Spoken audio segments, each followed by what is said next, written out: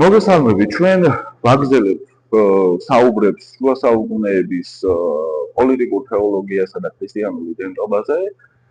დღეს ჩვენი საუბრის თემა იქნება შუა საუკუნეების ძალაუფლების წყარო. შუა საუკუნეებში ყველაზე მნიშვნელოვანი არის ერთი რამის გაგება. ვინ არის ფეოდალი და ჩვენი შუა საუკუნეების საქართველო იყო თუ არა ფეოდალური და მეორე ვინ არის მონარქი. იმიტომ რომ ამ შემთხვევაში შუა საუკუნეებს ისევე როგორც სხვა ეპოქებს განსაზღვრავს სუვერენი, ანუ ვინ ფლობს ძალაუფლებას. საქართველოს ისტორია არ არის სტატიკური ისტორია, რომელიც ყალიბდება შუა საუკუნეების განმავლობაში, აი იერარქიულად, ხო? ეს ცნებაც კი ხშირ შემთხვევაში პრობლემატურად დგება, აი იყო თუ არა საერთოდ საქართველოში შუა საუკუნეები, მაგრამ თანამედროვეობაში ეს მედიევისტიკის გადააზრება შესაძლებელი გახადა ჩვენ შემთხვევაშიც რელევანტურად მიჩნეული იყო შუა საუკუნეები. შუა საუკუნეების ძალაუფლებას და შუა საუკუნეების სივრცეს ერთის მხრივ აყალიბებს იმპერია, შუა საუკუნეებში სახეს იმპერიალურს ქმნის ბიზანტია, რომელიც იძლევა ნიმუშებს. ბუნებრივია ეს პირველ სახე საკრალური ძალაუფლების მიმღებელის იყო ეგრეთ წოდებული აბგაროს მეფე, რომელსაც მეფე უგზავნის ქრისტეს აი ამ ეპისტოლეს, რომელიც აყალიბებს შუა საუკუნეების ხაზს საკრალური ძალაუფლების მინიჭების შესახებ. ამის შესახებ არსებობს აზრი, რომ ქრისტემ ძალაუფლება მიანიჭა, აი ამ აბგაროს მეფეს და ხშირ შემთხვევაში აბგარათაც მოიხსენიებენ, მაგრამ ქართული ტრადიცია ერთ შემთხვევაში ხაზს უსვამს, რომ ეს არის აბგაროზი და ბუნებრივია ამ ტრადიციას მიყვები და ჩვენ ცნობიერებაში ეს აბგარი არის აბგაროზი და მეორე ყველაზე პრობლემატური არის როგორ ანიჭებს ქრისტე მეფეს ანუ სუვერენს ძალაუფლებას თუ ის უკვე ამას ფლობს. ქრისტემ სწორედ სიმბოლური სახით აი ამ უკვე არსებულ ძალაუფლებას მიანიჭა საკრალური მნიშვნელობა, ანუ სამეფო ხელისუფლება და მეფის იდეა როგორც სუვერენის ძალაუფლების მფლობელის ქრისტიანიზმდა.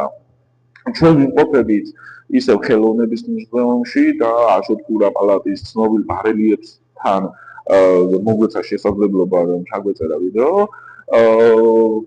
ერთი მარტივი პოლიტიკური რეალიის შესახებ. შუა საუკუნეებში საქართველოს ყველაზე ერთიანი არ იყო, მართალია ჩვენ რომანტიზირებული ისტორია გვაქვს და ქრონოლოგიური ისტორია, ხშირ შემთხვევაში, მაგრამ ვერ ვიაზრებთ აი მაგალითად პოლიტიკური თეოლოგიის თვალსაზრისით, სადაც ისტორია არის ერთი სივრცე, უბრალოდ აი აქ მოდის ძალაუფლების სუვერენის სიმბოლოები, ან საეკლესიო მეხსიერების არქიტექტურა და შუა საუკუნეების აი ამ პერიოდში ჩვენ ცალსახად ფეოდალურ მმართველობის სისტემასაც ვხვდებით და მონარქიულ ძალაუფლების სისტემასაც.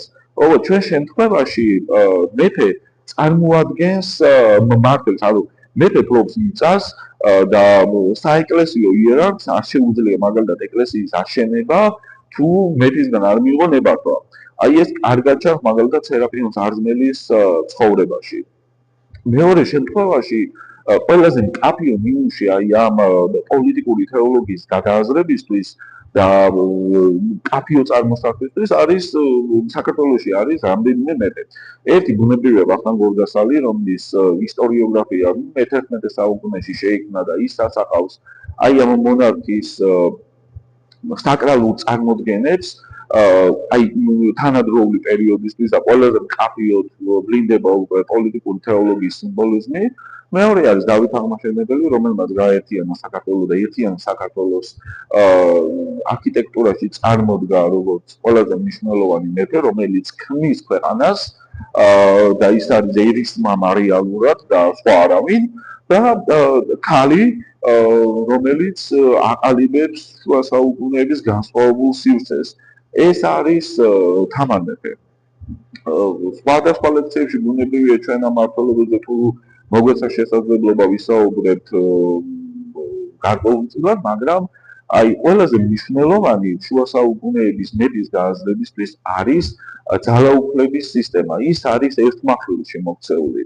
მე მქონდა შესაძლებლობა რომ კარლ შმიტის დიალოგის ძალაუფლებებზე ქართულად გამომექვეყნებინა ტექსტი, სადაც ცალსახად აღნიშნული არის რომ ძალაუფლების მფლობელი სუვერენი თუ არის ის მას აუცილებლად რეალურად ჭირდება ერთი მახვილი და ის იძლევა სრულყოფილ ძალაუფლებას და ამ შემთხვევაში ჩვენთვის ეს მონარქიის და იმ სუვერენულობის პრინციპი კაფიოდ წმინდად იყო, ხო? დასავლეთში ახლა მაგალითად თუ გადაწყვეტეს რომ მეფისთვის მოეჭრა თავი და ხალხს და იმ დემოკრატიულ სივრცეს უაერყო მონარქიული ძალაუფლება, ჩვენი მეხსიერება პირიქით აი ამ ძალაუფლების ნოსტალგიაზე არის დაფუძნებული, იმიტომ რომ ჩვენ აი ეს სუვერენული ძალაუფლება წაგვართვეს რუსეთის იმპერიის აი ამ მოქმედებების შედეგად, ისევე როგორც საეკლესიო ძალაუფლებაც გაუქმდა. ქვეყანა გაუქმდა როგორც სახელმწიფო, ასევე საეკლესიო თვალსაზრისით ეს მნიშვნელოვანი ტრავმა არის, რომელიც მე ვფიქრობ, რომ ჯერ ვერ გადავლახეთ, იმიტომ რომ საჭირო არის შუა საუკუნეებისაკენ გიბრუნება, რომ აი ეს ფეოდალური თუნდაც მონარქიული ელემენტები, რომელიც ჩვენ შუა საუკუნეებში გვაქვს, ხელახლა გადავიაზროთ.